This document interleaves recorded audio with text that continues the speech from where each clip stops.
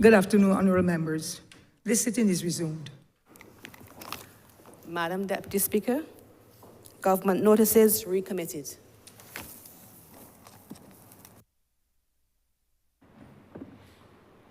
Madam Honourable Deputy Member Speaker, for I St. beg to Joseph. give notice of a resolution that the Honourable, the House of Assembly, concurring the amendments made by the Honourable, the Senate, to the Rights of Persons with Disabilities Bill 2025.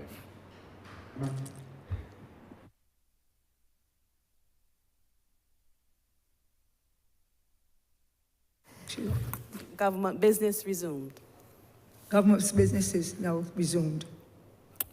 Order number 6, in the name of the Honourable Senior Minister, Minister of Planning and Development in the Prime Minister's Office, to move the passing of a resolution in accordance with Section 5 of the Land Acquisition Act, Cap 228, to approve the compulsory acquisition by the state of the parcels of land situated at Trents in the parish of St. James in this island, and more particularly described in the schedules thereto for a public purpose, namely for the relocation of the Whole Town Civic Centre. Honourable Member for Christchurch West. Thank you very much, Madam Deputy Speaker. This matter before this Honourable Chamber is an exceedingly important one. And it has many, many facets to it.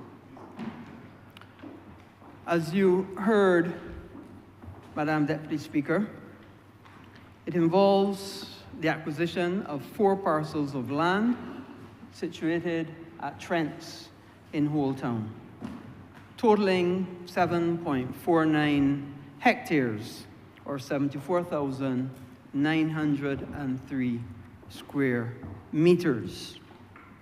The purpose, as recited, is to be able to reposition the Whole Town Civic Centre from where it's currently located and instead place it on a new plot of land which is opposite to the Sir Frederick Smith School currently in that area.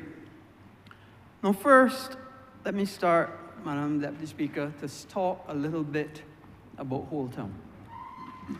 You would be well aware that Whole Town is the first town. Indeed, when the settlers first came to Barbados, it is exactly where they landed, and they called it Whole Town because of the inlet that they landed into.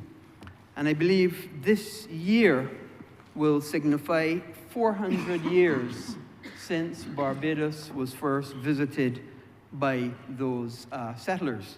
Obviously, I can't say that it is where it was discovered, because we are well aware that Amerindian people lived here before that. So it is when the Europeans came to this land and started at Whole Town. Whole Town is the location for one of our oldest churches. It is the location that a thriving community, both retail, tourism development, as well as heritage, has taken place throughout this country. Indeed, Whole Town has been recognized and has been shown within the physical development plan that has been passed within this Honourable Chamber as one of the community plans. And what's interesting to note, Madam Deputy Speaker, is in fact, in the community plan and the description of the community plan for Whole Town, that area is in fact included as an area, as part of the community plan to be developed as part of Whole Town itself. And as I can show the community plan here, Madam Deputy Speaker, essentially, if I can locate you, this area right here is the Trents playing field. Just adjacent to that is the school. And on the other side of the road are the 4 parcels of land. Those parcels were first zoned as what was called Zone 1. But when we rezoned the area it then came out of the restricted area of Zone 1 and went into what we call now Zone B, some areas Zone B. What Zone B does is it allows development to take place in that area. And what we have recognized is that given an opportunity for development to take place, these lands would then become available for development. What is also interesting about this, Madam Deputy Speaker, is where the Civic Center is now. It is a fairly dense and compact space. What does that mean? It is bounded by developments to the north, developments to the south, the highway, and the sea on the west.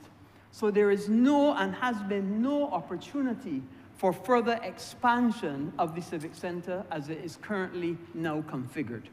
So what we needed to look for is a new place that could take a new and improved Civic Center so that a better, new and improved police station could go there. A better, new and improved court facility can go there. A better, new and improved Barbados Revenue Authority, Barbados Licensing Authority, welfare, all of those things currently in that small space, in what's considered really a cramped space, would then be able to move over to this new area that has been designated in the community plan. That is the first thing, and this is very, very important.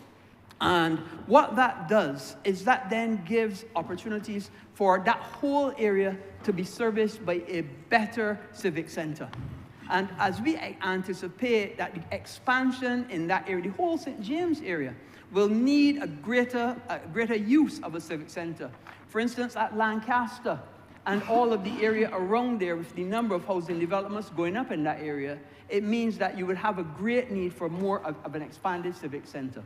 The hotel developments, Royalton, for instance, which has already started, again, it needs a new and improved civic center. So by understanding and recognizing that whole town continues to develop and develop in a rapid place, at a rapid pace, we recognize that we had to advance and improve the civic center.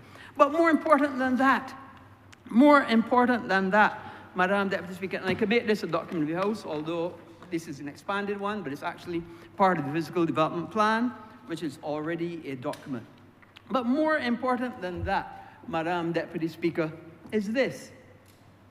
Under the physical development plan at page 813, if members would care to look at it, you would see a representation of what is a 100-year floodline. Now, currently, where the Civic Center is now resides within the 100-year floodline. What does that mean? That means that should we get a 100-year flood, those facilities would be at risk. However, Madam Deputy Speaker, the new location that we have identified for acquisition now, that would then house the new Civic Center, does not lie in that 100-year floodline.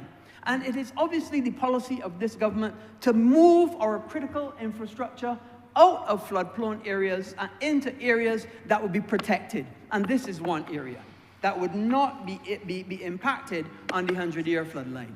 And I think that in addition to everything else, is critical to the development and by extension, the acquisition that we're now doing.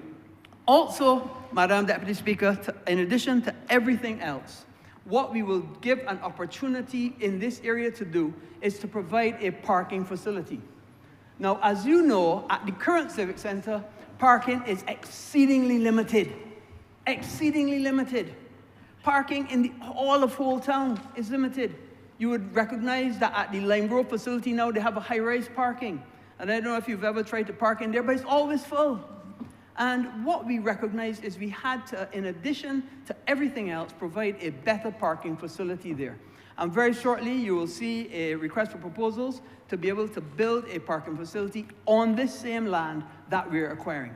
So this acquisition will not only facilitate a new and improved police station, a new and improved civic center on the whole, a new and improved court, a new and improved Barbados Revenue Authority, a new and improved Barbados Licensing Authority, a new and improved welfare facility, but it will also give an opportunity for a new and improved parking for all of Whole Town. And as Whole Town continues to develop, As we see Royalton going up with over 180 rooms, and that continues to develop at a rapid pace, you're going to need more parking as more economic activity comes to Old Town. Just earlier today, I was in discussions with another developer that wants to do another 200-room hotel just behind Lime Grove. Just behind Lime Grove. I'm told he has the financing, he has the land, but you know what? The only holdup, can't get construction workers. Cannot get a contractor at an appropriate price to be able to build the hotel that he wants to build. Has planning approval, has the land, has the financing, but needs the contractor. And this is what we're going to keep hitting all of the time. The member for St. Peter and I had a meeting with contractors, and that wasn't even before all of this building that is going on.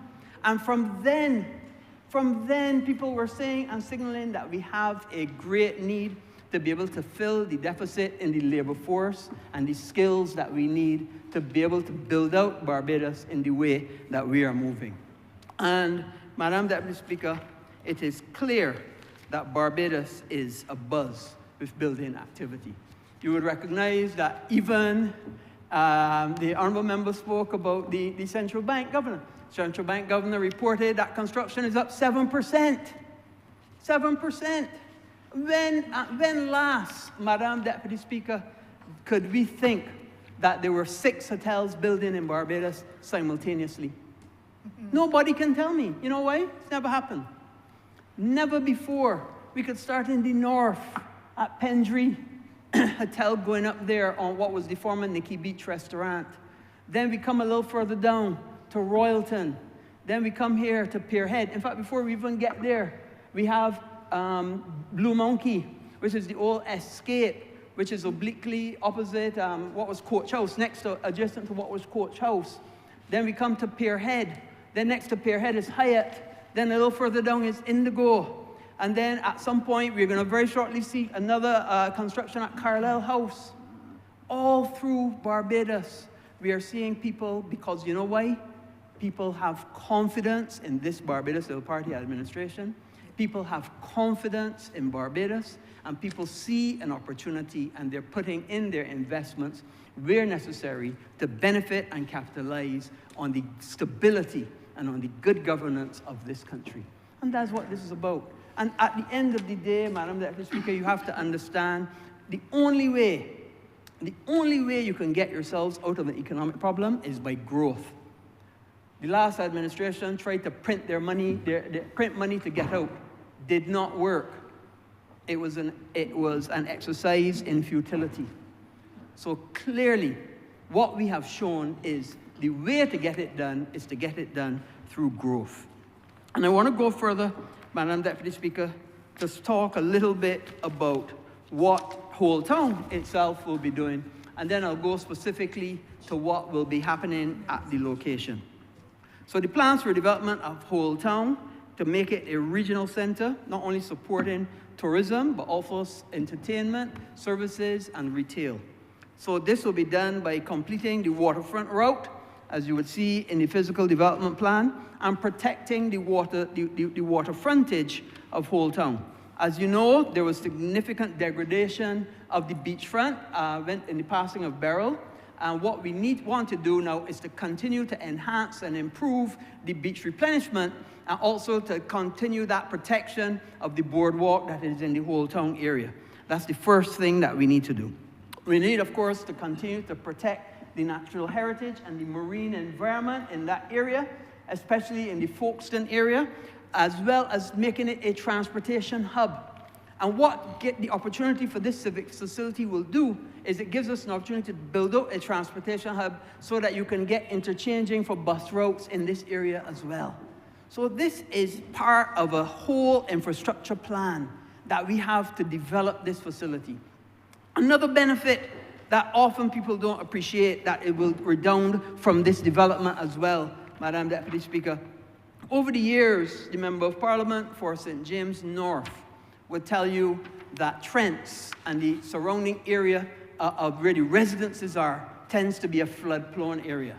And it is a flood-prone area because the water comes down from the hill, goes into that area, which is under sea level. When you tried, and I went on several occasions with him to try to relieve the flooding problems there. If you dig just 4 feet down, you hit water because there's a high water table in that area. What this development will do, and is mandated to do, is to be able to capture that water that comes down the hill before it gets to the trench area. This gives a tremendous improvement to the people of that area because it reduces, I don't say it will relieve completely, but it will significantly reduce the flooding that they experience in that trench, the residential part of Trent. Now, you would remember, Madam Deputy Speaker, that USAID gave us tremendous assistance in doing water capture and improved drainage in the whole town area. Is it perfect? No. Has it helped? Yes. And I believe the member for St. James Central will be able to attest to that we've done the work there. We've tried to improve it. We did water capture above the hill, as well as we improved and enhanced the drainage. So that way is that we widened and deepened the drainage areas so that water could get out through that way, through the sea, without collecting in the whole town area. So all of this is part of the master plan that we have for Whole Town. Acquire, move the civic center, and then take that small area and redevelop it then to give another hotel investment. And at the end of the day, that's what foreign direct investment will do. It will give us growth, it will give us jobs, it will give us economic activity, it will give opportunities for our people, not only to be trained in culinary arts and in hospitality, but also to be able to use their talents and use their God-given abilities to be able to export and move to other areas as necessary. So I don't imagine that there could be any debate whatsoever about this. The Honourable Member clearly, and this is not a BLP-DLP divide, because I remember full well when the founder of the Democratic Labour Party started the Hilton Hotel, and he was absolutely clear that Barbados had to be developed through tourism, and he gave all sorts of concessions to the Hilton, and he didn't stop there. He then did the same thing at what was Holiday Inn, which is now the Radisson.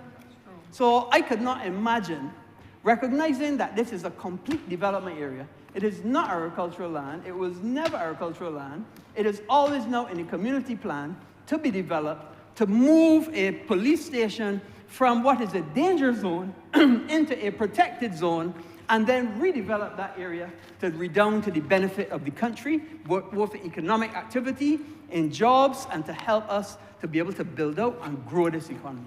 So this is a win-win-win. I can't imagine I could see any objection or any divide on this whatsoever. And with those few words, Madam Deputy Speaker, I do ask that this resolution do now pass. Honourable Member, Leader of the Opposition. I'm obliged to you, ma'am.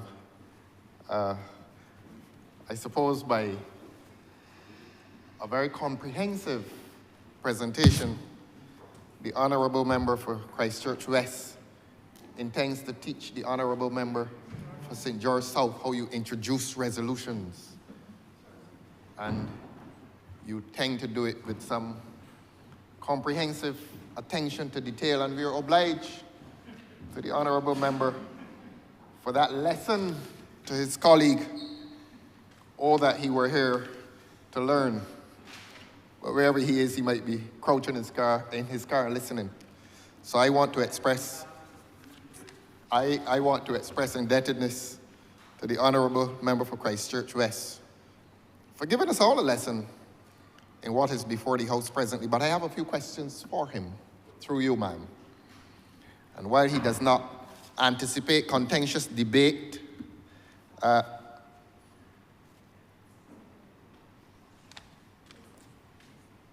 Member. Oh, okay. Please.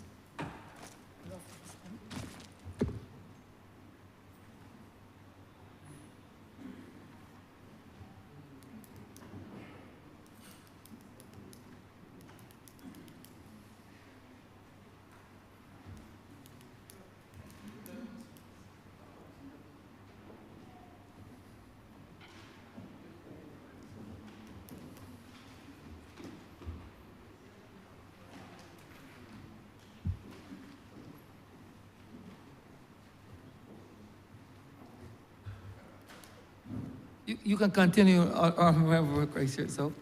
Thank you very much, Your Honor.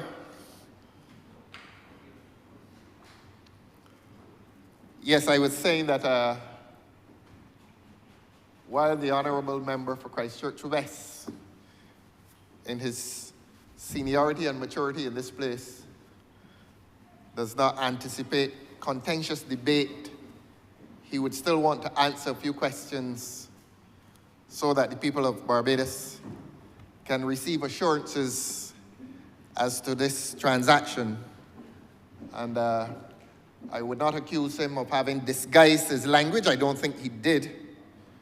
But perhaps it is my duty to further expand and to tell the people of Barbados that what is before us, it seems, is an arrangement by which the government is relocating its public offices, its civic center, on the land side of Highway 1, and new parties will locate themselves on the area presently occupied by the civic center.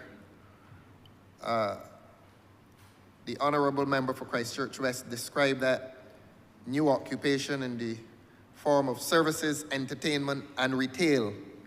There may be a few more, but those are the three that I caught in my notes. As I've said, a government that is transparent will now want to tell the people of Barbados a few greater details as to this arrangement.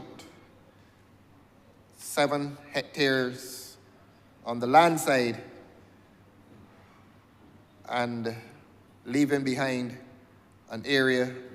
I don't think I caught the area that is on the seaside, but that is not a criticism. The people of Barbados, though, would want to know, if possible, who is the new tenant on the seaside. The people would want to know whether that tenant is local or foreign. And that is important within the tourism industry, that there are implications when hotels are owned by non-nationals as opposed to nationals. That I believe it is the case that non-national ownership tends to have foreign exchange implications, which is to say that foreign ownership will have the right to repatriate its earnings or a part thereof. And that certainly always has foreign exchange implications for this economy, small and open as it is. So that if the government doesn't think that John Public is intruding on its private business, the government will have the opportunity to identify those parties so that this public transaction is not subject to any secret. And I've said it is a public transaction involving public lands, and therefore the public is entitled to know who are these figures, or who is this figure that will come into ownership of these lands. And if indeed, or let me put that differently, the public is entitled to know, and you're a lawyer, sir, what will be the nature of that occupation? Will that citizen be freehold or leasehold? And if it is leasehold, for how long? And if, of course, it is freehold, to whom is this freehold being given? To whom are the public lands of Barbados being alienated in the event of freehold purchase? For the layman who will own this land, and what, or who will hold this land, and what will be the terms of that occupation, leasehold or freehold. But being public lands, the public has a vested interest in knowing to whom these lands are alienated. I promised the honourable member further to his requests, and I do promise him again that this is not a contentious debate. This is a debate in which a parliament is coming to the people of this country and disclosing with candor on a matter of public interest. And I say interests, not only academic and political interests, but financial and economic interests. These are public lands. These lands are owned by the people of Barbados. So let me emphasize that the public needs to know at some point, if not today, the public is entitled to know to whom are we as Barbadians alienating these lands. And of course, in keeping with the gracious spirit of the honourable member who presented, if there's a price, that price will be disclosed. If it is a swap, the details of that swap will also be disclosed. Sorry.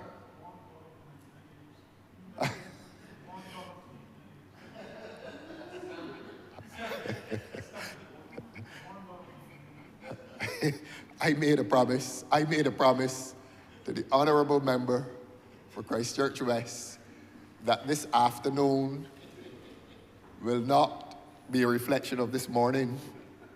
Please permit me to behave myself in that spirit. All right. And so we want to know the price. If money is passing, and the people of Barbados are about to benefit, if the Treasury is about to benefit, the people are entitled to know. The government must not engage in secret transactions. If it is a swap, certainly the beachfront land has higher market value than the landside land. And if it is a swap, certainly monies will be due to the government of Barbados, and by extension, the people of Barbados. So that in the event of a swap, the people of Barbados expect that this country, this treasury, will benefit financially. And if that is the case, and it most likely is the case, to what extent will the treasury benefit, since this government will want to say to the people of this country that this is not a secret arrangement? I don't want to use the word secret deal because that will take this debate into contention. My language will be mild so that we can be certain that this is not a secret arrangement. Please tell the people of Barbados whether our government, our people are benefiting financially, and more likely than not they will. By how much will they benefit? And as I said before, what will be the nature of the occupation of that lucky entity that will now come into possession of precious beachfront land? I think I've made that point sufficiently. Since the lands now fall into private hands, because we are not told that it is the government that's building the hotel and the entertainment area and the retail area, since it is more than likely a private interest, we are guessing, and the Honourable Minister will use his seniority, maturity, and experience to answer these questions. And he will therefore, the honourable member is therefore very keen to get up when I'm finished and give answers to these questions. But we were on to the question of beach access. Beach access tends to be unhindered when the property on the beach is owned by the government. there's certainly the example of Oistins. Nobody is shy about traversing through the police station and what used to be the library and the polyclinic. I know my constituency so well. Nobody is shy about traversing those premises and going on to the beach, and we do that. And we do that because there's not this fear factor that you're trespassing. You're on public property. And being public property, you feel that you have the right to traverse that public property and go on to Oistins Beach. It is somewhat different, though, Your Honor, when it is occupied by private interests. And when it is occupied by private interests tend to erect barricades. And even if they don't erect barricades, and even if they reserve a pathway, those pathways tend still to intimidate people because you're thinking you're on private property, which you are, and you are anticipating that some security personnel or some other person will ask you to give account for your walk onto the beach. So the question then is that general question related to beach access. Will the people of St. James still be able to guarantee access to the beach? And that's an important question. And we don't wish that to become a matter of controversy, public controversy, in a few years when this project is completed. Give to the people the assurances now. This is one case, a rare case, of a transfer of title to private interests in which the people may have the opportunity with an open government to plead with that government to guarantee public access to the beach, which they now have and which they feel that they have because they are not afraid to walk through a police station or to walk by licensing authority or the other place, BRA, or the library. There used to be a library there. I'm not sure if there's still one. So that I think we've made the point as to beach access, the guarantee of beach access, or will they find that this becomes another part of the West Coast in which the beach becomes an imaginary space? And I say imaginary because for much of the West Coast, you don't see the sand. We've lost that vista. We in Barbados have lost that vista. I was traveling to Spikeston on the old Leyland bus from the time I remembered myself. And it was a vista. In that drive from Black Rock, you walk down from Grisettes, you go to Black Rock, you catch the Leyland bus. And from the time the bus reached, I would say, just past Walmer Lodge, on that bus ride, a young child had a vista of white sand and the aquamarine waters of the West Coast. We've lost that. And we've lost that because the country, through its various governments, its successive governments, made a wise decision to invest in tourism. And let me seize this opportunity to say that tourism has done a lot for this country. Let me seize that opportunity. And Barbados has, I will demonstrate that by saying that Barbados has a different feel, a different rhythm during the months November to April. It is busy. And I'm trying to avoid the word a buzz. Because if I say a buzz, people may think I'm going back across. So, Your Honor, please let me avoid the word a buzz. But Barbados has a different rhythm. And were it not for the rampant violence, and I'm definitely not going back across now, were it not for the rampant violence, that rhythm would be preserved as a happy rhythm. But you have the taxi drivers and the ZM drivers. Well, I said taxi, ZR. The ZRs are now benefiting from tourism. The ZMs, the ZRs, the vendors, the beach people, the hoteliers, the restaurateurs. You go to lunch at a hotel during the season and you know that the season is on. You go out of season and that rhythm is absent. So I say that to say, Your Honor, that Barbadians have good reason to celebrate this tourism industry in which the government invested heavily from, I say, as far back as the 50s and the 60s.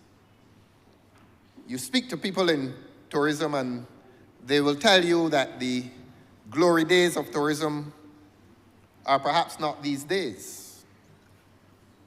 There are people who have lived their entire lives on tourism, and their lives are satisfactory and fulfilled for having lived and worked in tourism, whether it is in the hotel directly or in tourism-related activities. But I was talking about rhythm, and I was talking about the wisdom of the investment in tourism, so that it reached the point, Your Honor, where this country was seen as a repository for skills in tourism, that people were coming here to learn how to do tourism.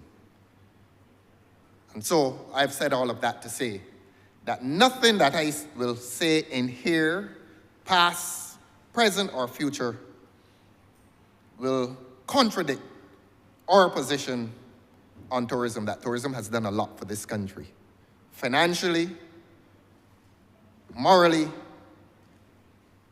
and socially. When I speak of morally, I'm talking about people's morale, people's spirit, the spirit of the season, November to April. I think I've made the point. And we certainly feel then that beach access continues to be a treasured right. Barbadians consider it a right, not a privilege.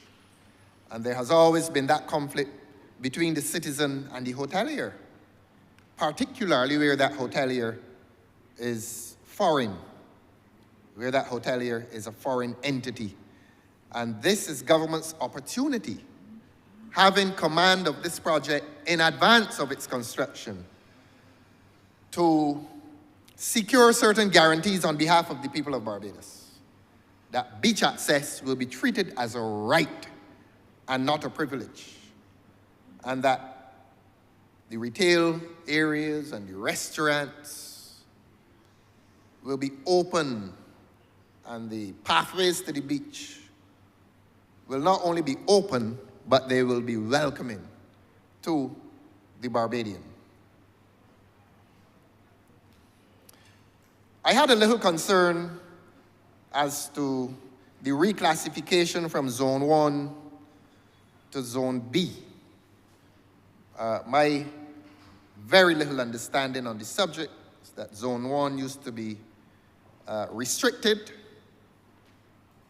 I hope I'm right in saying that Zone 1 used to be an area where building was restricted, and the rezoning means that the rezoning to Zone B now means that you can have building. The honorable member who introduced this resolution today is a South Coast man, and flooding and drainage is not as critical an issue on the South Coast as it is on the West Coast. And the honorable member for St. Peter and St. James North and St. James Central will tell him that flooding continues to be a problem on the West Coast.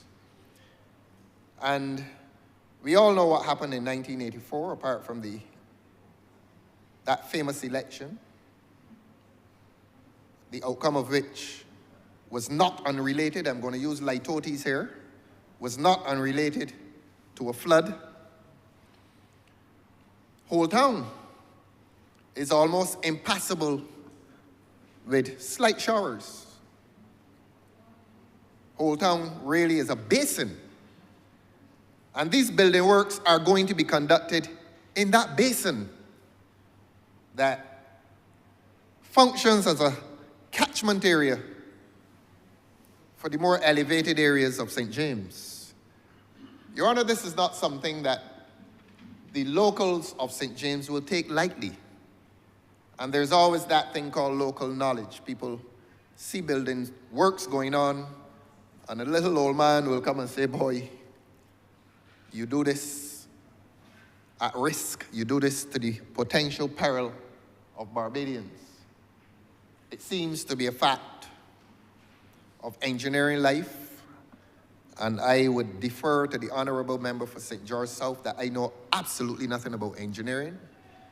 I am like the man who lives in St. James who will apprehend, with his lack of academic training, that building works and substantial building works seem always, and if not always, often to affect drainage.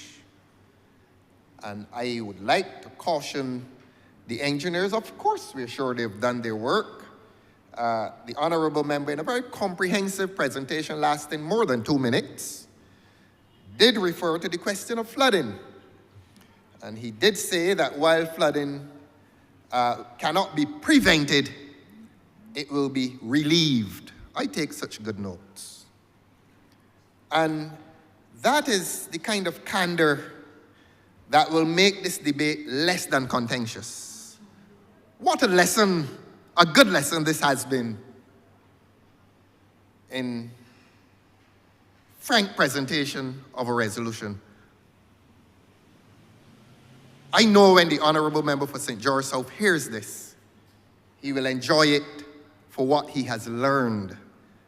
And he will learn that even in a parliament, 2 minutes is not enough.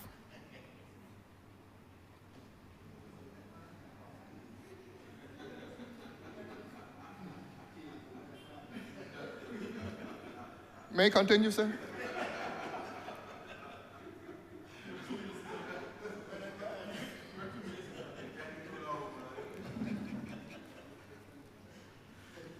That's not an unfamiliar complaint. I plead guilty. I didn't want to interrupt because you had preface it, even in Parliament. Famous phrase. Very famous phrase, even in Parliament. Notwithstanding you're in Parliament. Well said. Well said, Honourable Member for I'm Christ obliged yourself. to you, sir. And so we learned that the offices on the other side of the road will become the new offices of the existing government offices, police, library, etc. My disappointment, and I will express this to the Honourable Member for Christchurch West, is that I don't think I heard mention of a community centre. And when I say community centre, we tend to, where I came from in Grisettes, a community centre was a place where you played cricket, football, and you went inside and played table tennis and the other tabletop games. In a modern age where local government ought to be a feature of our state institutions, a community centre gives opportunity for a local government assembly to meet. The citizens of St. James should have a meeting place such as exists at the Glebe St. George Civic Center. I was so pleased one night I did a town hall meeting there, and they had, right next to the police station was an area, a room where the citizens met. And I thought that did so much, certainly for police community relations, that people should feel that a police station is not a place of hostility between the public and police officers. And that does so much for social stability, a good relationship with the police, with the police service. So that I would urge the honorable member to reconsider his plans and to consider an area of community convention, not only for local government, but for churches. You find a lot of churches now, there are a lot of churches emerging in Barbados, and they are using public spaces. They're certainly in the school halls and other places of community convention. So I would urge, and this is easy to do, the honorable member for Christchurch West is a very good listener. And I'm sure he would amend and adjust those plans to include a community center. The honorable member went on to say to us that there are 6 hotels presently under construction, and he boasted about that. I criticized hotel construction a few weeks ago as not being as labor intensive as I had previously observed it so to have been in the past. The honorable member, in a reply, stated that a lot of the labor is employed off-site. At which point then there will be a sale of that site to the new owner. So that, Mr. Speaker, the parties at this point are the Insurance Corporation of Barbados Limited, which obviously is a Barbadian company. And so the concerns articulated, I say articulated and not raised, because I do believe the honorable member did not seek to raise any alarm, but he did articulate a concern, which in the minds of those few who remain his faithful followers might be seen as an alarm. But the fact of the matter is that, But the fact of the matter is that the company in question is the Insurance Corporation of Barbados Limited. And so this is not a matter about foreigners and foreign people and all of, the usual bogeyman which is raised by the Democratic Labour Party when it is convenient to them to do so. Now, Mr. Speaker, sir, it is a useful thing because it lends a certain element of continuity to the expansion of Old Town. And I must now be forgiven if I speak to my constituency, because Old Town, Mr. Speaker, sir, is a mixed-use area. And it is in fact so described in the physical development plan. Very similar, Mr. Speaker, sir, to St. Lawrence Gap in the constituency of the Honourable Leader of the Opposition. It hosts hotel accommodation, it hosts restaurant facilities, it has a certain element of commerce. Well, Old Town has far more commerce, I think, or certainly a higher level of commercial activity than St. Lawrence Gap would. And equally, Mr. Speaker, by no means least, it is also a residential area. And what we have to do is to try to find a balance so that all of those interests can coexist happily and peacefully in a small space. And that is really, sir, one of the things that I want to speak to. Just down the road, in terms of the hotel development aspect of this, Discovery Bay, the old Discovery Bay, has been purchased by Blue Diamond, I believe, that hotel chain. That group, and a brand called Royalton Luxury is going to build a hotel there, and I think the investment is about, they have started, and the investment is around $320 million. Now, Mr. Speaker, sir, in that last few sentences that I have spoken, I have spoken about a hotel investment that we are now talking about, just shy of $175 million, and another one which has already begun, $320 million. And I make that point in complete and unswerving support of the point made by the Honourable Member for Christchurch West, who so ably piloted this matter. And that is, sir, that this government has now presided over a fundamental turnaround in the fortunes of Barbados, and in particular, sir, the fortunes of the investment climate in this country. And that we are now seeing, sir, what is now is laid bare to the naked eye. The Leader of the Opposition, who is charged with the responsibility of holding government's feet to the fire, spent the last 10, 15 minutes of his speech essentially lauding this government about that which he has seen happen with respect to that hotel, Indigo, in the constituency of Christchurch West. I don't think the records of this House have ever heard a leader of the opposition speak so glowingly about tourism investment in Barbados and the effort made by a government. And if he only knew a little bit more about St. James, he knows a little bit because he has come into the constituency of St. James Central with a gentleman whose name I would not call here to visit one or two people, and essentially mischief was created. I only say to them that when they go into people's communities, let it not any longer be said that clothing is missing off the clothes line. That is all I say to them. But, there should not be calls coming to me to ask me to get involved in matters at the police station and so on, asking about somebody's petticoat and so on and so forth. Mr. Speaker, so that is not the sort of thing that I came here for, and I hope that I would not have to endure that again. But the point is, Mr. Speaker, sir, that we have a situation here where it is clearly unfolding that the investment climate in Barbados is rapidly improving, and that is a vote of confidence by the international community and the local community in what this country now has to offer. Now, the honourable member asked a question about beach access, and it is impossible to represent the parish of St. James, whether it be South Central or North, and for us not to be concerned about the question of beach access. And that has long been a painful issue for us on the West Coast, sir. And it was born out of some of the lack of foresight back in 1966 when this country became independent.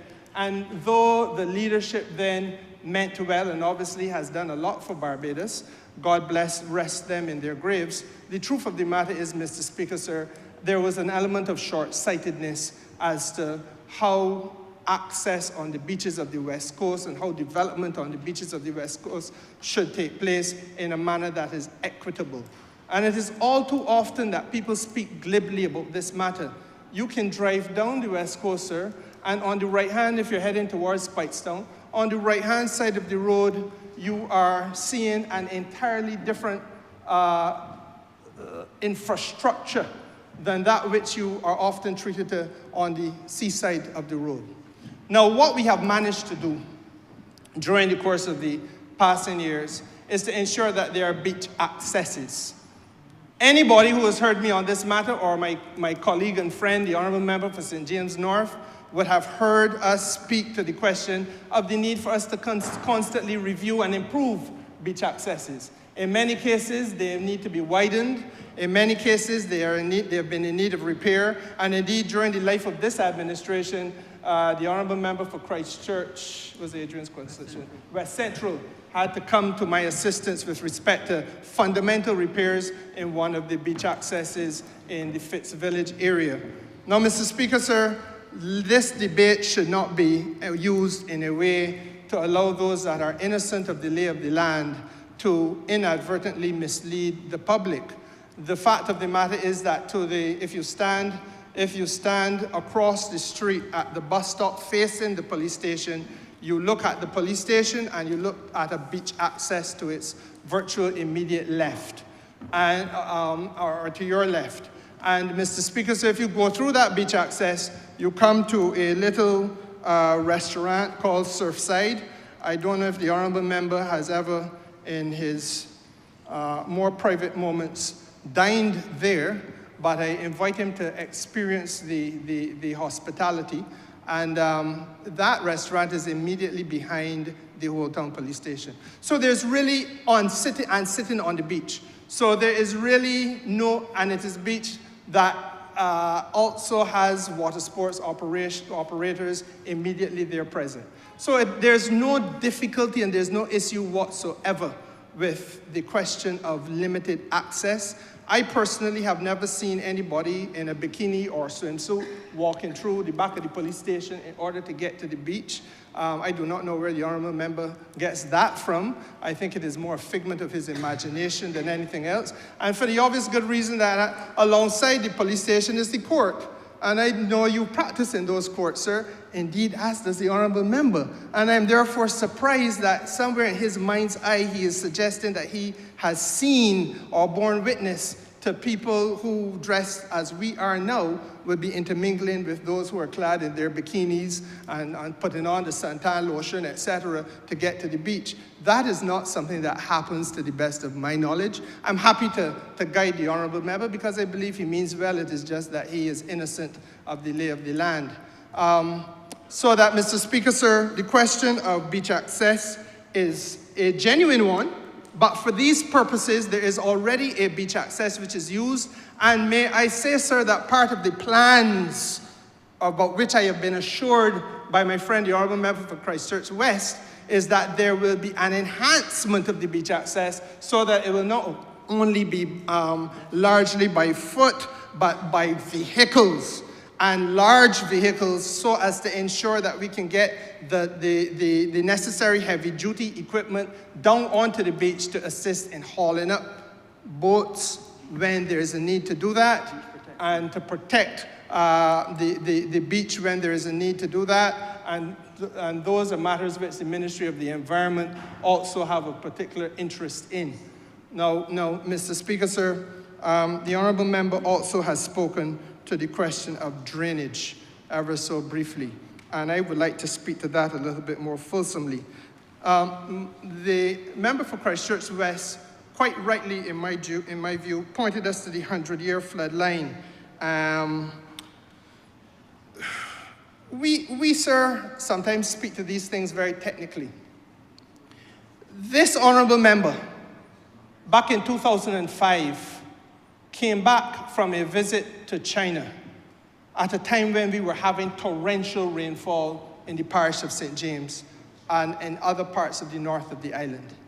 And Mr. Speaker, sir, whole town was at that time inundated to the point where in some places it was utterly impassable.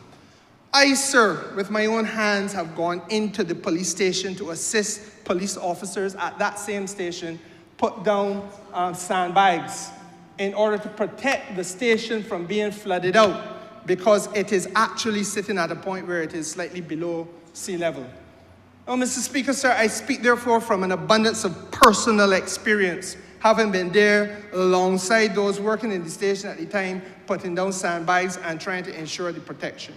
Equally, Mr. Speaker, sir, there is a drain in Holt Town next to Lime Grove now, that if you look at it, sir, is probably about 6 feet wide.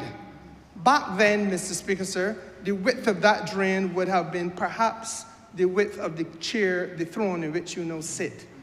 And yes, and it was widened, and it was is the word deepened? Yeah, well, the depth was increased.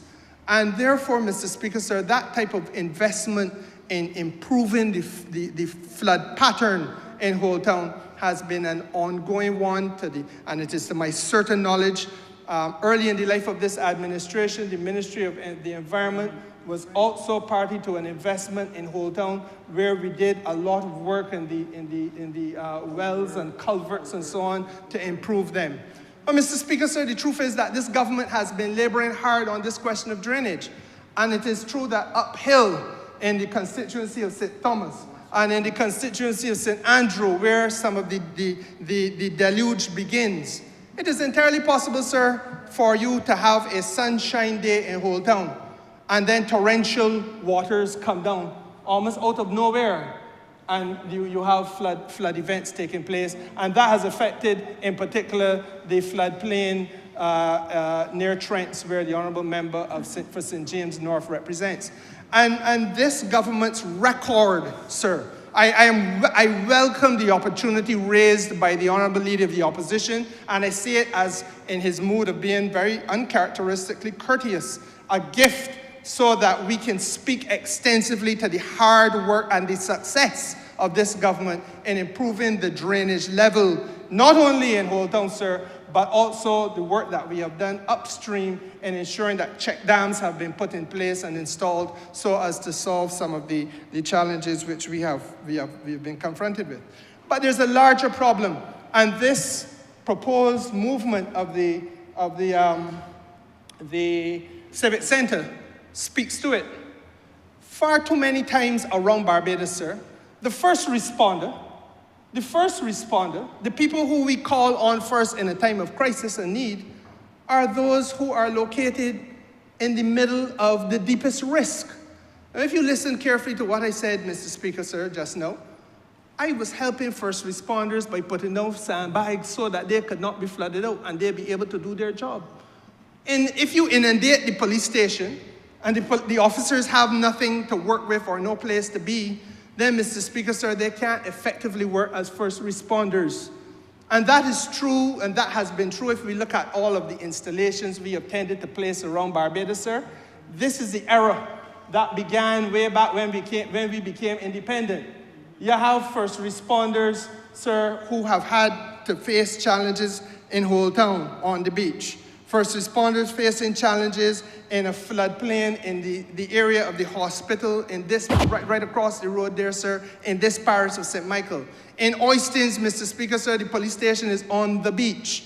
And if you go around Barbados, there are many instances where we have had that type of installation placed, questionably so in my view, on a beachfront. And the question therefore now becomes, is it not wiser and better and more prudent for us to relocate fundamental services to a place which is more inland and therefore more safe and enables them better to do the work that they have to do? I believe that we are now ticking that box and correcting a mistake that has been many, many years in the making. Now, Mr. Speaker, sir, I also want to speak a little bit to the question of the tourism linkage, because I listened to the honourable member, and I am convinced that there's going to be a hard time in drafting a meaningful document that will convince the people of Barbados in 2 or 2.5 years' time when an election is called that there is a readiness on the part of that group that he leads. Mr. Speaker, sir, the truth of the matter is that when the honourable member speaks to tourism, he speaks almost with a bankruptcy to the developments which are confronting this country and to which we must respond. Now, Mr. Speaker, Speightstown is not something that we dream about or that we wish about. Speightstown is a lived reality.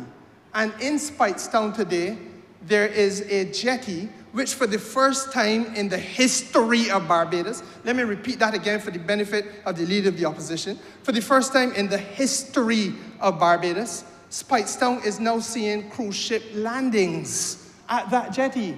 And this opens up a whole new avenue of commercial opportunity, unprecedented. So you're arriving in the north and removing traffic from St. Michael, sir, and bringing it to human traffic and bringing that traffic to the north. Now, Mr. Speaker, so when you arrive in Speightstown, therefore, there must be a menu of options for the visitor to explore and to enjoy. And what are some of those options?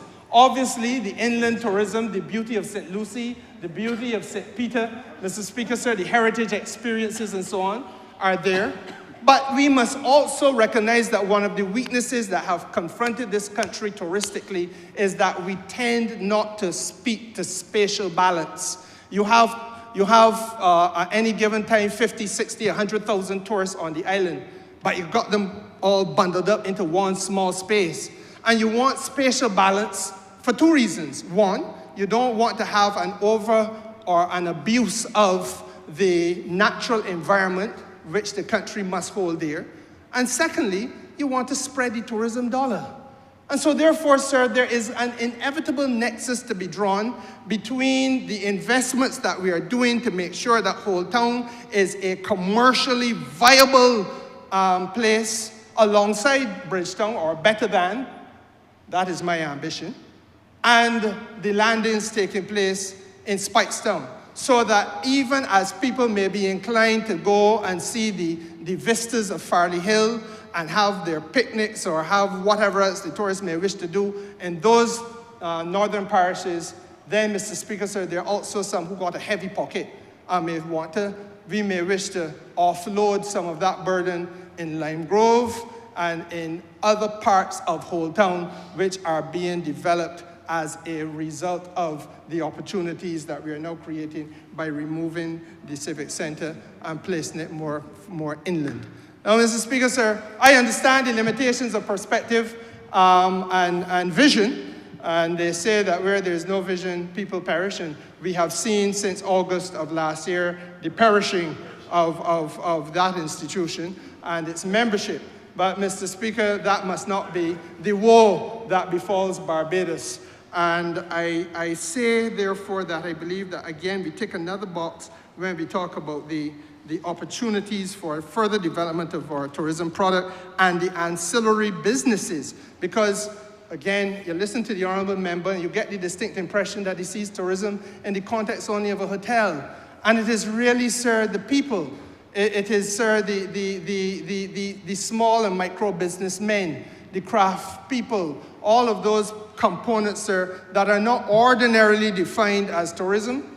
They don't own a hotel, they ain't got no swimming pool at the property, and they are not blonde hair, blue-eyed in the traditional sense. But, Mr. Speaker, sir, what they are is living, breathing Barbadian citizens who are interested in earning an honest living and in advancing the commercial and economic well-being of the country. Now, if you're going to do all of that in Whole Town, sir, it follows as night must follow day, that you must have greater room for parking and accommodating the influx of people into Whole Town. You're going to have a widened BRA service. You're going to have a widened public library service, which is very important. You're going to have, Mr. Speaker, sir, the introduction of a civic center, the introduction of welfare facilities, Mr. Speaker, a post office, Mr. Speaker, and there must be a place for us to allow people to park and go about their business. The Honourable Member concedes that Whole Town is one of the most difficult places to find a park right now. And so therefore, it is a good and useful thing that as part of what we intend to do will be the high-rise parking that will come about right adjacent to the Civic Center, multi-story parking. And if I remember correctly from some of the meetings that I participated in, I think we are looking at somewhere in the vicinity of 500 or so vehicles. And again, Mr. Speaker, this is perhaps more of what we need to do, because if we can usefully get the private sector to invest in that type of high-rise thing, then, Mr. Speaker, people have a place to park their vehicles and then take a ride into Bridgetown. And that takes some of the dense traffic off the streets. I yearn for the day when there is no traffic driving through Broad Street. And I believe that the Honourable Minister responsible for Public Works shares that vision as well.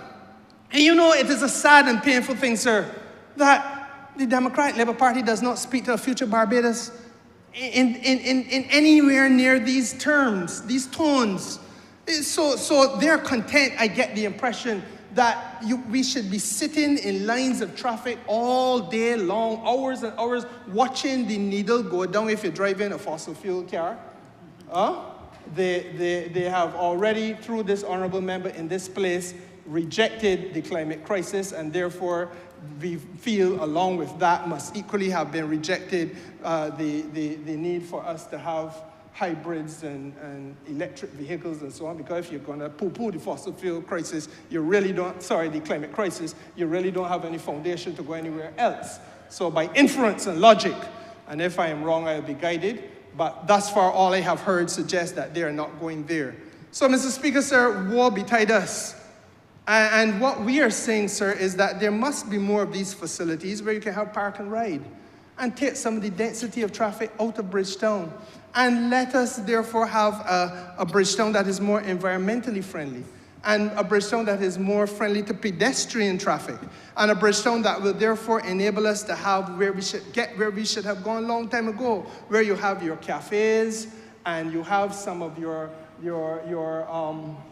entertainers in the city, as you see in Ottawa, for example, performing live, getting an extra dollar in their pocket, interfacing with the tourism community. Mr. Speaker, sir, bringing alive a city that, if we are not careful, will die before our very eyes.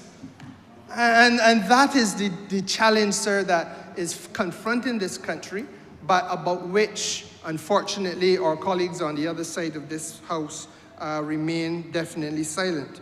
Now, Mr. Speaker, sir, the other value added to this project is that it is going to be accompanied by the completion of the boardwalk in Old Town. And if you know anything about Old Town, sir, you know that much as with the South Coast, they began the process of a boardwalk. It is broken. When I say broken, it is unfinished. So you have one part of it, and then you have a break in it, and then it continues a little further down. And what the intention is, Mr. Speaker, sir, is to have a holistic thing. And that serves the dual purpose of, again, protecting the coastal infrastructure. But more importantly, Mr. Speaker, sir, enabling locals first and visitors by extension to have an opportunity to get some walking or running exercise right next to the sea. I feel, and I say this with regard to the South Coast as well, we must now seriously look at electrification of the boardwalks so that they are lit better at night and are made safer at night. I see the boardwalk on the South Coast, and I see families walking there at night. But equally, we have known, yes, turtle safe lighting. But equally, we have known, sir, that there have been criminal incidents which have taken place on that boardwalk, which could be avoided if we have better lighting, and as the honourable member makes the point, turtle-safe lighting, because we at all stages have to be environmentally conscious and friendly. So, Mr. Speaker, I don't want to belabor the point. I think that there are a number of very good reasons why we are here today, and it certainly is a pleasure for me to speak on matters relating to the development of my constituency. I want to say to you, Mr. Speaker, sir, that I fervently hope that I have answered all of the questions raised by the honourable member with respect to the size of the investment, the size of the land, who are the parties behind the investment, the question, Mr. Speaker, sir, the mischievous question of beach access, and all of those things that were raised, sir, so that there should be no misinterpretation about government's good intention. Before I sit, sir, I ask the honourable member who has awoken from his slumber just to signal to me if there is a question that I have not answered.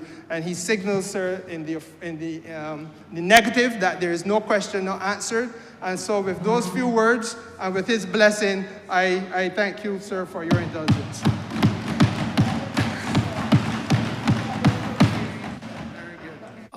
Honourable member for St. James North. Thank you, Mr. Speaker. I rise in support of this resolution, which relates to land in my constituency of St. James North.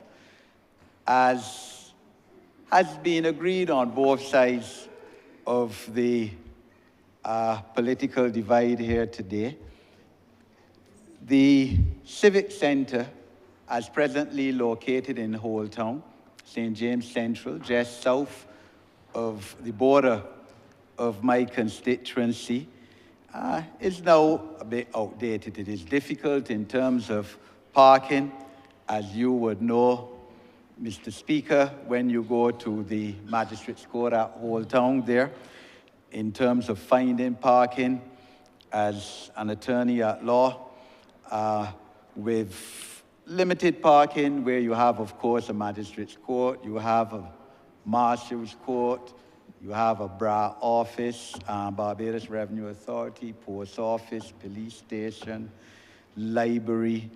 It's difficult. And over a period of time, I believe that center was opened, I think the plaque says 1991, by the then Deputy Prime Minister, Philip Graves, who is still alive, sir. And it's time to get a new civic centre. The decision has been taken by the Cabinet to move it slightly north into my constituency, just on the border there, the opposite side of St. James Central, 18.5 acres, which is an expansive area. Moving a civic center there would, of course, give the opportunity for expansion later on if the initial intention is only to remove those particular departments which are presently housed in Whole Town. But certainly it will give space, physical space, for in the future having, for example, a fire station there, since there's presently no fire station in the northern part of the island, north of the one in Arch Hall, St. Thomas, the one at Weston having been ignominiously closed by the last Democratic Labour Party government in May 2017, without even informing me, Mr. Speaker, as Member of Parliament. That is how the Democratic Labour Party operates. They didn't even have the courtesy, the then Attorney General or Minister of Home Affairs or any other one in that administration to inform the Member of Parliament, sir.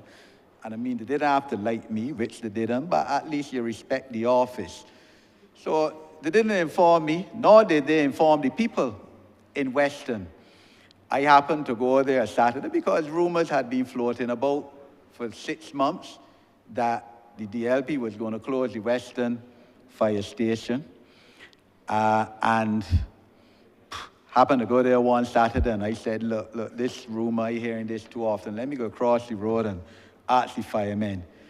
And they told me, Mr. Dixon, boy, don't tell nobody, but they tell us to move everything by Thursday next week, yeah. They're closing the fire station. May 2017, almost, 8 years ago. So relocating the civic center to this area will give this government or a future government the opportunity to place a fire station there, for example, a polyclinic as well. And other services, social services, because the closest polyclinic as well is in St. Peter, Morris Bayer, just across again from the northern part of my constituency. So this is a good idea which I support, sir. It will certainly be of economic benefit to St. James North, the people of St. James North, and the people of the North in general, because presumably and assumably, people in St. James North will get jobs in terms of the construction of the buildings there. And I want to join with most recent calls have been by Senior Minister, the Honourable Member for Christchurch West, as he implores the people of Barbados, and in my case, the people certainly of St. James North, as I do very, very often, sir, in private conversations with them, to get involved and participate in Construction Gateway Initiative, the projects, in the National Transformation Initiatives, and gain practical knowledge in trades, in construction. It is decent living, it is honest living, and I've said publicly, sir, on many occasions, that it can't be a situation where contractors are forced, as they say, to import persons from outside of CARICOM, sir. I mean, CARICOM is fine. We're one region, we're one unit. But outside of CARICOM now, and some people who perhaps are not even fluent in English, in the English conversation, because we have jobs here, sir, that ought to be taken by Barbadian residents and at the furthest CARICOM citizens, sir. And I privately, as I said, implore and converse with my constituents who call me and ask me about government jobs. Look, we need to get take advantage of the multiplicity of programs, training and vocational programs that this government has brought, especially in the last 3 years, since re-election and since COVID has ended, to make available to the citizens of this country to be trained in construction works, plumbing, electrical, masonry, labor, carpentry, roof installation, well digging, the whole gamut. And really and truly, I join with Senior Minister, Member of Parliament, Christchurch West, from this position on the floor of Parliament, urging the people of Barbados, particularly people in St. James, there's a St. James project, to take advantage of these programs which this government has given to the people of Barbados. The issue of flooding has come up, has been raised by the Honourable Leader of the Opposition. So, and I'm aware the Honourable Deputy Prime Minister, Minister of Public Works, when she intervenes in this debate, will speak towards the consultancy which has been ongoing on the area of Trent to alleviate the flooding in that area. And so I will give a history of Trent over the last 40 years. For the benefit too of the Honourable Leader of the Opposition, who is not a St. James man.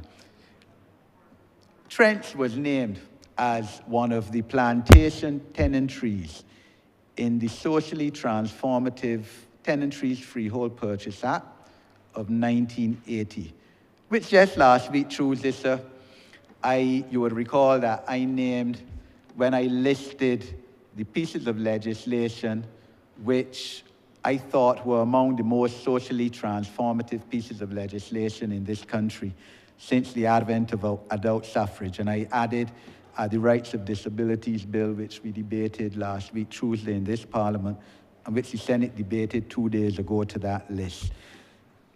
Utterly socially transformative act, which I believe the Honourable Leader of the Opposition would agree with me, because he was with us, he was with us on 2 previous occasions, as being one of the transformative pieces of legislation in this country. Trent was one of those areas named. So the residents of Trent were able to purchase those lots on which they reside, household lots, at $1 a square foot. So, and the physical fact is that that area is below the table plate. In a lot of areas, it floods tremendously. This is not a problem that has now come about, or is a problem created by this government. So it's been so for the last, 60-odd years? But of course, a bit intensified within recent years because of climate change and all that has been going on. So, and there's nobody of any right mind who can dispute the effects of climate change on Barbados, and specifically on the coastal areas along the west coast, with rain, as the Honourable Member for St. James Central said, coming from the Midlands, flowing down to the west coast, Trent's whole town included. And the Honourable Deputy Prime Minister has assured that the consultancy study which was undertaken by her ministry is about ready, and it also takes into account this new development which will come about, that we're speaking in this resolution too. And it will be of benefit therefore, to those residents of Trent who will live or who live just below where this infrastructural project is contemplated. So that alone, sir, is a tremendous plus for the people of Trent. Because we recall, for example, when we had our first parish speech in St. James in September 2022, they had tremendous rainfall that day, tremendous rainfall. We still had about 140 people or 150 people coming out, which was a great credit to the people of St. James North, but only one person could come from Trent because Trent was waterlogged, as it always is, with 5 minutes of heavy rainfall, and only one person could get out of the house. So this alone will be a credit, this development alone, with its consultancy study and with the certainty that drainage issues, flooding issues in Trent will be rectified to some degree, sir. I mean, time will tell to the extent of the degree, but certainly alleviated is certainly a plus in terms of this development. The issue of beach access has been also raised in this debate by the Honourable Leader of the Opposition and the Honourable Senior Minister for St. James Central has spoken to it, and I certainly want to assure the public, especially the people of St. James North and people in wider St. James, that this is an issue, again, that has been a challenge and been an issue in Barbados for last 60 years. The Honourable Member of Parliament for the St. James Central took us back to the 1960s, mid-1960s, when the then Democratic Labour Party government created, of course, luxurious communities in St. James. And it was a DLP government, sir, that did that, not a BLP government. But be that as it may, we're not talking ancient history. We've got to deal with the problems now. And certainly it's an issue that we've been on top of. It was raised at the last St. James Parish speech in September, and the Honourable Member for St. James Central and I addressed the issue and informed the public, and I lay it here in Parliament, sir, that we had had a meeting just, I think it was a week before, or a couple of weeks before that St. James Parish speech, meeting by Zoom led by Honourable Senior Minister who introduced this resolution. And the then acting minister for the NCC was there, and the NCC and permanent secretaries to speak on this issue of beach access. And I believe that a report is being updated on beach access along the West Coast, because I certainly, the whole country? Okay. Because I certainly put forward the suggestion that along the West Coast, certainly in St. James North, there should be no beach accesses which are more than approximately 100 meters apart. I felt was a reasonable figure. So I believe it would be useful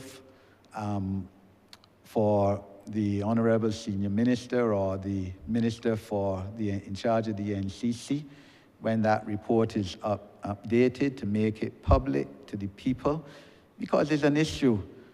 It's definitely an issue. And we have to face it. We can't deny it. I mean, the Mighty Gabby's song, The Beach Is Mine, made, over 40 years ago, is as pertinent today and receives as much upon today as it did when it was made over 40 years ago.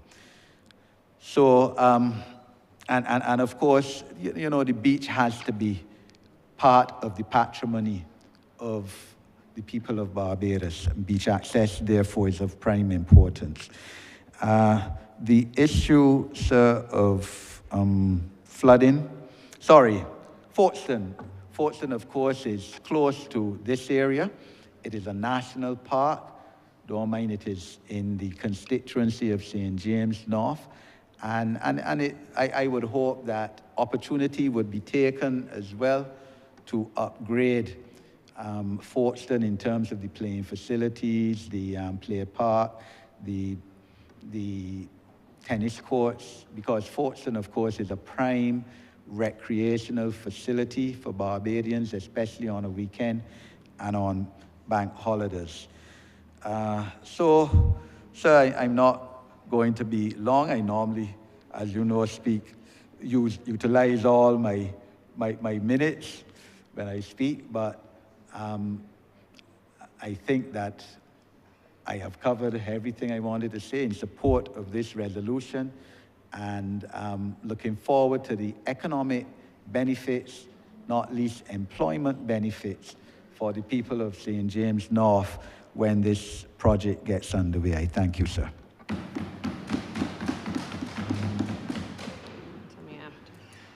Thank you. Honourable Singh. Thank you, Mr. Speaker. I rise briefly to just intervene in relation to the compulsory acquisition of these lands for the Civic Centre at the Old Town site. And I do so more so to support the presentation which has been made earlier on this side in relation, on all of the speakers rather, that have supported this particular development on the west coast of the island. I would have heard the Honourable Leader of the Opposition speak earlier in relation to concerns expressed specifically to flooding in the Trent area. And it is a known fact that we have had some challenges over the years. The last speaker who rose would have indicated that this has been going on for quite some time. I believe the Honourable Leader of the Opposition tried to express concern regarding whether there may potentially be more flooding in this particular area as a result of this development. And I think, Mr. Speaker, I think it is important to perhaps just put this in context so that, again, as we've seen for the course of this morning, that things are not taken out of context and that we do not create alarm in the public domain, and in particular the people in the Trents area who may be concerned about whether this particular development is in any way going to impact them in a negative way as it relates to flooding. So as we've heard earlier, the challenge has been from a technical standpoint. There have been several interventions that have been done seeking to be able to alleviate flooding in the Trents area. And so I want to give the assurance that in taking into account this particular civic center, which I think we all agree is necessary, because having, on several of our coasts, having very prime property being utilized in this way, particularly when you're now trying to think out development of the country in a different way, it is important to be able to plan development as opposed to being very ad hoc in the way that we have in the past been able to look at development. And so when these parcels of lands are being looked at and the development of this site is being looked at for the Civic Center, one of the things that has to be considered is obviously the issue of drainage and the drainage impact on that particular site. But it also goes wider, because the site is also going to impact, as it will be impacted as well, by other areas within the Trents location. And the Ministry of Transport and Works, through the drainage unit, has engaged engineers to be able to look at flood mitigation measures in that area. Now, fortunately for us, the team that has been engaged to be able to look at the overall issues of flooding in that area, in the Trents area, is also working on the actual project for the Civic Center. So it has actually made life a little bit easier, because while they are designing for that site, they also have to take into account the impact that, you know, the problems that have been plaguing us for many years in the Trent area, that we want to bring a resolution to it. Now, the ministry has tried over the years. There have been several interventions to be able to get this right in Trent. I remember when I was Minister of Education, there were videos of school children wading through water, cars making it, the road was impassable because of the level of flooding that we've seen, particularly as a result of climate change in recent years. And it was clear that we had to do something rather than constantly just saying we have to pump water every time that flooding arises. All of the representatives in the St. James area, I can tell you, have been constantly calling, not only myself, but the Honourable Member for St. Andrew in relation to issues of flooding in that area. And we therefore wanted to take a holistic approach as it relates to solving the problem of flooding in the Trent area. I can tell you as well that this has come up on many occasions in relation to Parish Speaks. And the truth of the matter is Parish Speaks gave us an opportunity to really put in perspective the impact that a lot of these issues are having on people within communities. Real people experiencing real things, bringing them to our attention. It may have been arduous at the most part in terms of us having to deal with the criticisms and the tempers flaring from time to time. But the truth of the matter is that these types of issues impact people in a real way. And I'm certainly happy to say that we have been able to wrestle to the ground the Trent area and to have those flood engineering studies started. We are at the preliminary stage. We're now moving to the actual design stage. And I'm hopeful that within the next couple of weeks that we will be in a position to now move to the construction stage where we can actually put out to tender those designs and incorporate those designs into the wider Trent location. But all of this, Mr. Speaker, is against a background that this administration has come to office, and we have had a number of areas across this country that have been plaguing people for a very long time in relation to flood mitigation. The Honourable Leader of the Opposition will be well aware as well that we've had some challenges in the Goodland Gardens area. I can't say that having been the Minister for the last few years that I've ever once heard him mention those areas in Goodland Gardens in his constituency in Christchurch South. The now current representative has been raising it with me on a regular basis.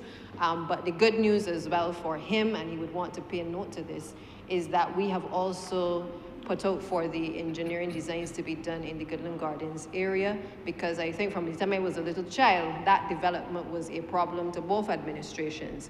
And we have decided, enough is enough. We need to bring an end to the issues that are facing people in those communities.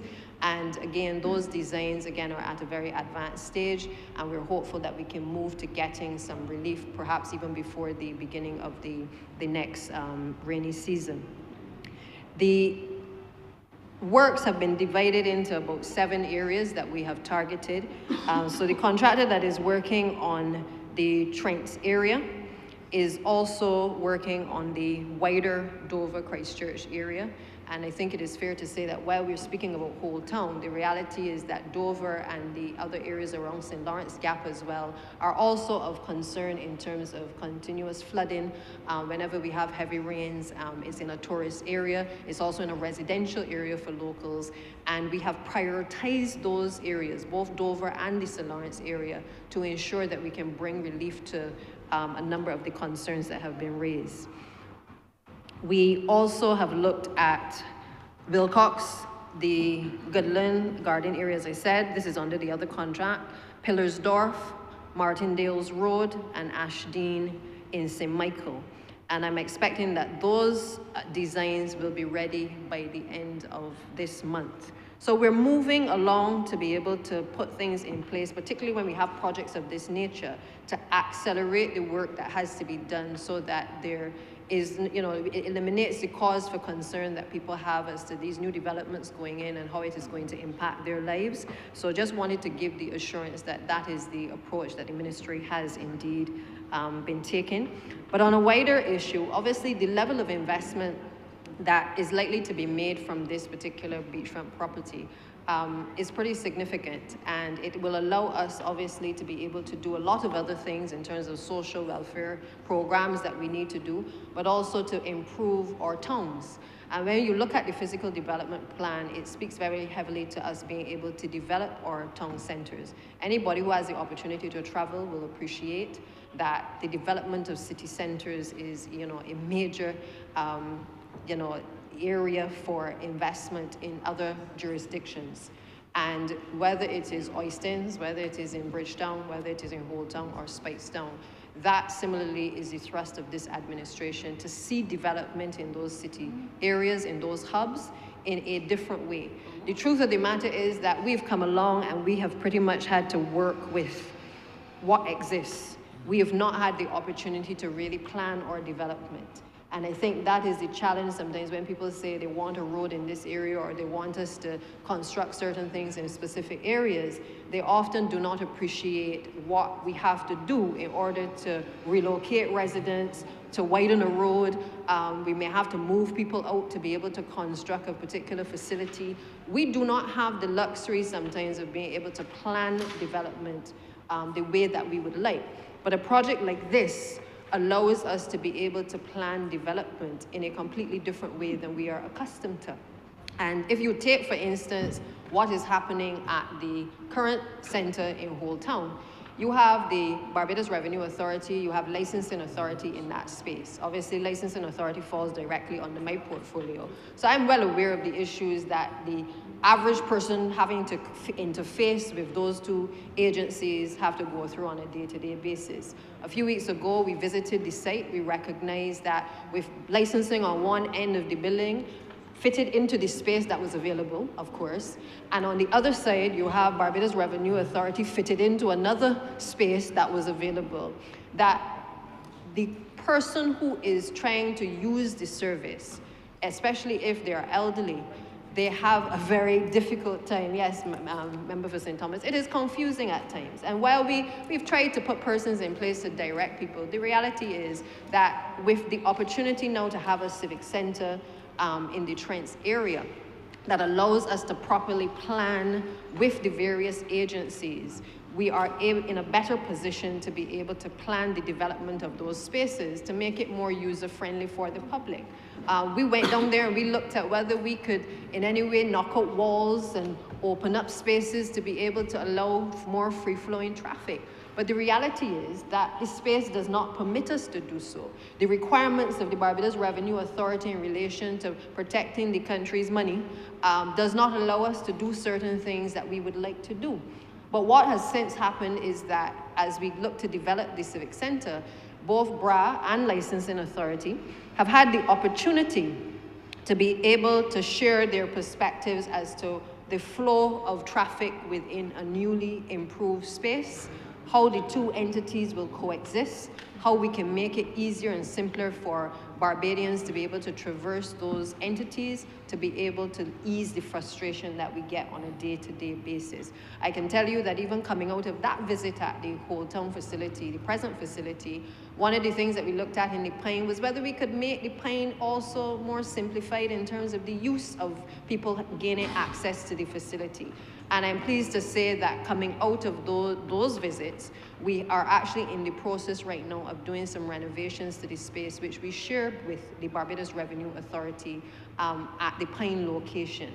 And why, Mr. Speaker? Because again, we have fitted entities into existing spaces without taking into account all that is in the physical development plan, without taking into account the flow of traffic and the frustration that sometimes is caused to ordinary people having to use these facilities.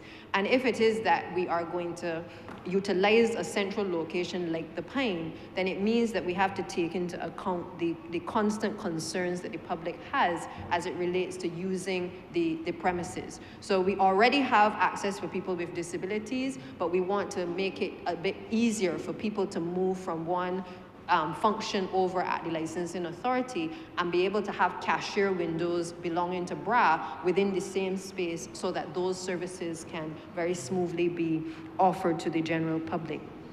It is those types of things, Mr. Speaker, that planning development as we see it right now is very important. And I am certainly happy that we are in a position to be able to plan in this way. At the other civic centers that we've been able to create, we've seen the benefit. I know as a practicing lawyer, I too wondered over the years why it is that Oistins was on the police station was on the sea and the courts were on the sea. And similarly in Oistin, in Whole Town as well, a similar thing obtains. You've taken prime property, and because obviously of our colonial history, we have been laden with these spaces, which now we have to reimagine a different Barbados. Now I know the other side has most difficulty trying to reimagine a different Barbados. They are still cutting blades of grass with Collins, and they are not thinking of, advanced technology to be able to allow people to sustain themselves in agriculture. I know that they have serious difficulty moving from 1966 to where we are today. But we have moved past a lot of what people may hold dear, and we appreciate that we live in a world where we are trying to punch above our weight. We are expected to be global leaders, and those are the things that are important for us to be able to do. Now, I couldn't speak to the issue of trends and flooding without speaking to wider issues in terms of the new approach of MTW in relation to flooding. We've had a number of residents, in some cases, sending us petitions indicating that they have concerns about flooding in other areas, not just in Whole Town. In Woodburn, for instance, and I must take the opportunity to mention this because the residents came together. They were able to engage the services, whether, I'm not sure whether free or otherwise, but they engage the services of an engineer to be able to submit a report to the Ministry of Transport and Works Drainage Division with a view to being able to make recommendations to us about what they felt we could do in relation to solving the problems of drainage in their community. The residents took it on themselves, Mr. Speaker. I want to make it clear. Because of the problems that we've had over the years where for one reason or the other we've tried to do short-term solutions but we have not been able to address them sufficiently to solve the problems, I took the decision that if the residents have taken it upon themselves to be able to raise the issue of flooding in that way and take action for themselves, that the ministry owes it to the residents of Woodburn to be able to review what is proposed and to consider whether the options being proposed by the engineer made sense. Because the time that it may take for the ministry to now have to go to tender to engage somebody to propose recommendations may take so long that we will be in another hurricane season and we have the same problems all over again. I'm pleased, Mr. Speaker, today to say that based on the representations made by the people in the Woodburn area, supported by the representative of the area, we have been in a position to have the ministry review those recommendations that were proposed and agree to short, medium-term, and long-term measures. We've got everything costed. We support, for the most part, what was being proposed because it aligns with what the ministry would have wanted to do. And we are in a position in the next financial year to address some of those issues. You also have areas like Atlantic Park. And the Honourable member who is the representative, is Philip, he would tell you that this has been a conversation that we have on a regular basis about the Atlantic Park area. Now, the reality is that we have a number of developments in this country where planning permission would have been granted, like the same Goodland Gardens. And what has happened is that after the permission has been granted, perhaps there are certain conditions that should have been applied or that should have been met within the conditions. But the development is built out. Issues arise years later in relation to flooding. And of course, everybody turns to the government of Barbados to be able to solve those issues. So Goodland Gardens, as well as Atlantic Park, and there are a couple of others, are in that category of development, not necessarily built up by the Barbados government, but facilitated in terms of planning permission being granted, where we have seen an increase in the number of complaints, particularly with the recent heavy rains, where we are finding ourselves in a situation where we constantly have to be pumping water, which is going into people's homes. Again, the Goodland Gardens area is already covered in terms of the current studies that are being done for the engineering designs, but also the Atlantic Park, we've pulled that out as well. And we are looking at that in terms of some medium-term measures, but also long-term measures to be able to do it. And I want to make it clear that we can't get designs done on everything all at the same time. But what we are starting to do is to be more clinical in the approach to addressing the issue of drainage. We've had concerns expressed in the Scarborough area. Again, that would be familiar to the Honourable Leader of the Opposition if he visited the area regularly. I can't say, but I know that representations are being made, certainly by the current member who has been duly elected by the people to represent them in that constituency for this administration. It means, therefore, that our approach is changing, and we've seen what happened with Murphy Pasture. We spent significant sums to be able to address the issues there. We have teams in those areas, contract workers who are constantly cleaning those areas to make sure that we improve the conditions for people in low-lying areas. And those works, we've just extended those contracts to be able to allow that work to continue. And why, Mr. Speaker? Because we can't be saying in one breath that we have a problem with flooding, but not increasing the number of persons who clean the drains to ensure that we reduce and we mitigate the flooding. So whereas the approach previously was that we would only employ persons for a few months just before the hurricane season, our approach is now twofold. We've increased the number of contract workers to clean the drains across the country, but we have also engaged the persons on the highway beautification program recently to also, as they are cleaning the highway and landscaping, to ensure that they're also cleaning out the drains and removing the debris. It is a different approach for the Ministry of Public Works, but it is one thus far that has been met with a certain level of success because it has allowed the MTW to be able to better get a handle on its core areas while at the same time supervising other areas across the country that are desirous of having that type of cleaning.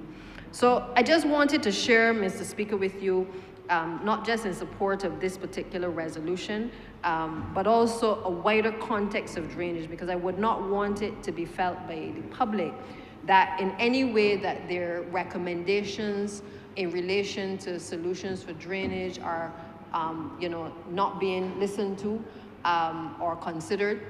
I wouldn't want them to think, as was being alleged earlier, that in any way that this Trent's development was not taking into account the problems and the challenges that we've been seeing in the surrounding Trent's area, but rather to give the assurance that the approach, certainly with me as minister, is a more holistic approach to being able to deal with the issues of drainage across this country. And therefore, I look forward to this particular facility being built out for us being able to keep the drains and the roads clear of debris, and a reminder to the public, certainly, that they have their part as well when it comes to the issue of flooding, because when you look at it, a lot of the times when we take things out of the drains, it is plastic bottles, it is plastic containers, it is things that people throw through the car window. It is things that, when we do the jetting, we find all kinds of things from animals to cloth to all kinds of things that should not be disposed of in the way that they're being disposed of. So I give the assurance we are doing our part in MTW with the resources that we have to make sure that the drainage issues are addressed systematically across the country.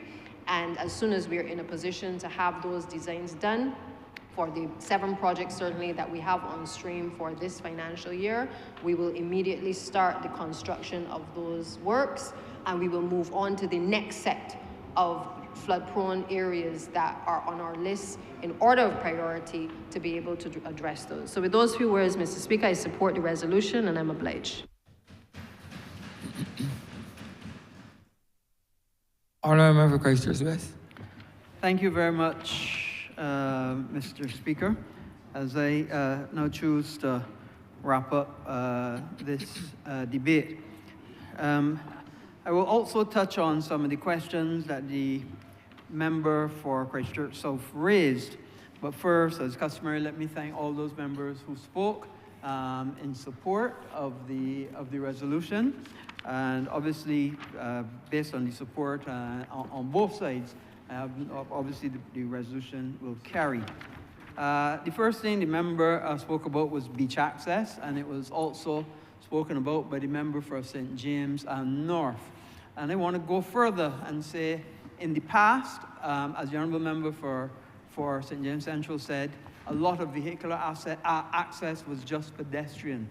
But now, because we are seeing that vehicular access is very, very important, even as it relates to then being able to do further works on beach protection and coastal protection, that we're requiring vehicular access, which means it has to be even wider access, and that will be part of any further planning permissions.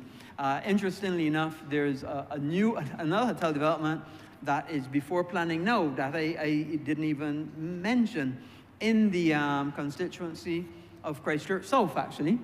And they also will have a requirement for, it's 180 rooms.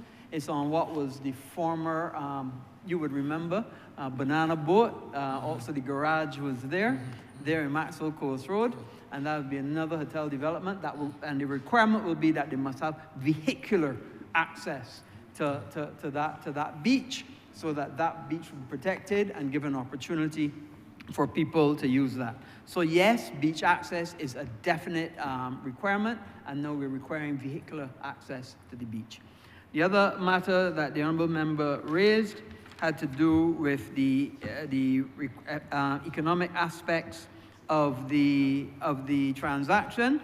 The Honourable Member for St. James Central spoke about it, but I want to go further. As we said, the estimated cost for the new Civic Centre will be in the $40 million range. Okay, and that's what we anticipate that it will cost. However, the development, once it's completed, when they build the 80-room hotel, we expect that to be a $172 million investment. So if you add the $172 million of the hotel and the $40 million of the new Civic Centre, you're in the region of 250 million all told. And the Honourable Member also asked a question about number of people that will be employed, and I reached out to get an indication. And during construction of the Civic Centre, there will be 150 people during construction of the Civic Centre. During construction of the hotel, 300 people, and then 100 to 150 people in operation after the hotel is built. And while I was at it, I also got information about Indigo. Indigo jobs is 250 people during construction and 100 people after construction. But the big one, Mr. Speaker, is Royalton. Royalton anticipates 700 people in construction. It's the largest of the lot, and 500 people will be employed post-construction. So lots of opportunities for people to work, lots of opportunities for people in construction. The Honourable Member also asked about zone changes, and this was done some time ago, piloted by the member for St. Michael Southeast, when we changed the zoning across Barbados. And the greatest beneficiary actually of the zone changes, where zones move out of Zone 1 and into Zone B, which means development is available, is actually in St. James North. And that's one of the greater areas of beneficiaries. But it enabled, I believe it was 2,500 acres that were not be able to build on before, have now become buildable. And what basically the zone changes was, in the early days of the Water Authority, the zones were based on the time of travel of a bacteria. And that's how we assess the zones. Now, this zone now is based on the time of travel of nitrates, and for nitrates to disintegrate. So that allowed a contraction of the Zone 1 and then into the new Zone A, Zone B, Zone C. And there are certain restrictions as it relates to how you handle waste when you go into those particular zones. And this area benefits from that. The Honourable Member also spoke about the requirement of a community centre. So that brought me then to this document. And this is a spatial representation of what we anticipate the facility to be.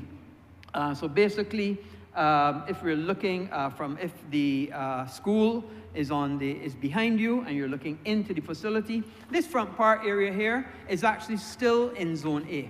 And what that will become the floodplain. So as the Honourable Member for St. Michael Southeast spoke, we did a floodplain in Murphy's pasture. And what that does is that protects the houses. So you make a depression or a sinkhole, if you will, that takes the water as it comes down, it captures it there, and then it protects the buildings thereabout. We did it at Murphy's Pasture. It was the first time we did it. Then we did it at Cherry Tree Circle in Watton. That was able to protect the Watton area, and then we'll be doing it here. And the same thing that we're looking to do as well in the Goodland area. You provide what was called a floodplain. The water collects in there, it moves off fast, collects in there, seeps into the ground, and then, but the most important thing is the houses are protected. So we have the police station and the courts on this side, and interestingly enough, what the police have asked for and we have agreed, this is the in and out down the middle, but however, there's an emergency exit down the side here as well, should there be any airfield blocking, which is important to be on the side of the police and the courts. On the other side of the development, where we have the post office, Barbados Revenue Authority, Licensing Authority, welfare and library, and then this is the important structure here, which is the multi-story car park facility, as well as car parking all around here, but this one is where we anticipate to have 500 cars. No, we're actually going up to RFP to build this. And behind now is what is there as well for further development for things like the community center that the honorable member spoke about. So it is a comprehensive plan that we have for the whole area to develop and raise up this area. Also, I want you to note we also have a serpentine walkway coming along this area so that when people park in the high-rise car park, they can just journey along the serpentine walkway to then walk into Whole Town and enjoy the benefits of Whole Town and 1st and 2nd Street and all those areas for the nightlife. And we anticipate that by having this infrastructure built and better parking, 1st and 2nd Street and Lime Grove and all those places will be able to benefit from this, as well as the people at Royalton. Because you have to understand that Royalton will have restaurants associated with it, and people will want to dine at Royalton, and there will be a valet parking facility together with a mall associated with Royalton on the other side to be able to develop this whole area. So it is a tremendous development. We anticipate that all of this put together will be able to enhance and improve Whole Town, and by extension, develop that whole area, St. James North, St. James South, St. James Central, and by extension, the whole of Barbados can benefit from a high-end civic center, and then all the knock-ons that come from there. So, Mr. Speaker, I think that we've pretty much put everything on the table. There are no questions, no contention. I beg to move that this resolution do not pass. The question is that this resolution do not pass. All those honourable members in favor, please say aye. Those against, please say no. Methinks the ayes have it. This resolution is now passed. Order number 14, sir. In the name of the Honourable Leader of the House, to move the passing of a resolution that the Honourable, the House of Assembly, concur in the amendments made by the Honourable the Senate to the Rights of Persons with Disabilities Bill 2025. Honourable Leader of Government Business. Thank you, Mr. Speaker. I beg to give notice of a resolution. I give notice already. Oh, give notice? I give notice already. We Pass it on. pass resolution. This is the way to be passed. I beg to move the passing of a resolution that the Honourable the House of Assembly concur in the amendments made by the Honourable the Senate to the Rights of Persons with Disabilities Bill 2025. The question is that this resolution do not pass. All those honourable members in favor, please say aye. Those against, please say no. Methinks the ayes have it. This resolution stands passed. Honourable Leader of Government Business. Thank you, Mr. Speaker. With that, we've come to the end of today's sitting, and I therefore beg to move the adjournment of the House until Tuesday, the 28th of January at 10 a.m. Question is that this honourable chamber be adjourned until Tuesday, the 28th day of January 2025 at 10 a.m. in the forenoon. All those honourable members in favor, please say aye. Those against, please say no. Methinks the ayes have it. This honourable chamber stands adjourned until Tuesday, the 28th day of January 2025 at 10 a.m. in the forenoon.